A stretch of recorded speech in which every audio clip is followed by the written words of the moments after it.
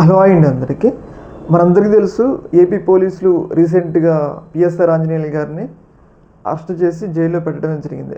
ఆయన అరెస్ట్ చేయడానికి కారణం ఏంటి అంటే, వైసీపీ అధికారంలో ఉన్నప్పుడు ఎవరైతే కాదంబరి జత్వాని అనే ఆమెను వేధించారు, ముంబై నటి కాదంబరి జత్వానిని వేధించారు. ఆమె ఇచ్చిన ఫిర్యాదు మేరకు దాదాపు పిఎస్ఆర్ ఆంజనేయులు గారిని అలాగే ఇంకొక ఇద్దరు ఐపీఎస్ని కూడా సస్పెండ్ అయితే చేయడం జరిగింది. అయితే ఈ కేసులో పిఎస్ఆర్ ఆంజనేయులు గారికి మద్దతుగా ఉండవల్లి అరుణ్ కుమార్ గారి, తెలుసు మీ అందరికీ, మాజీ ఎంపీ ఉండవల్లి అరుణ్ కుమార్ గారు ఆయన జైలుకి వెళ్ళి కూడా కలవడం జరిగింది.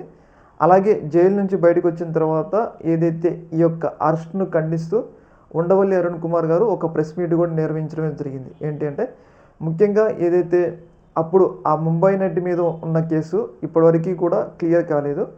అయినా కానీ ఇప్పుడు ఆ కేసులోనే మళ్ళీ ఆమె ఇచ్చిన ఫిర్యాదు మేరకు ఇంత సీనియర్ ఐపీఎస్ ఆఫీసర్ అయిన పిఎస్ఆర్ ఆంజనేయులు గారిని ఎలా అరెస్ట్ చేస్తారు, ఇలా అరెస్ట్ చేసుకుంటూ పోతే రేపు ఒకవేళ జగన్మోహన్ రెడ్డి గారి ప్రభుత్వం వస్తే ఇప్పుడున్న అధికారులు కూడా అరెస్ట్ అవుతారు కదా, ఇలా ఐపీఎస్ అధికారుల మీద కక్ష సాధించడం ఏంటి అని చెప్పేసి పిఎస్ఆర్ ఆంజనేయులు గారికి మద్దతుగా, అలాగే కూటమి ప్రభుత్వం పిఎస్ఆర్ ఆంజనేయులు గారి అరెస్ట్ని ఖండిస్తూ ఏదైతే ఉండవల్లి అరుణ్ కుమార్ ఆయనకి మద్దతు తెలపడం జరిగింది.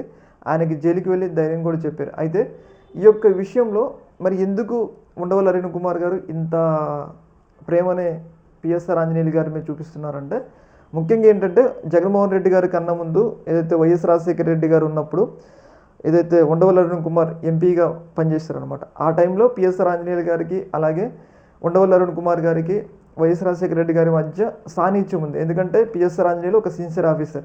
ఆ సాన్నిహిత్యం ద్వారా అలాగే ఉండవల్లి అరుణ్ కుమార్ గారి సామాజిక వర్గం అలాగే పిఎస్ఆర్ ఆంజనేయులు గారి సామాజిక వర్గం కూడా ఒకటే అనమాట.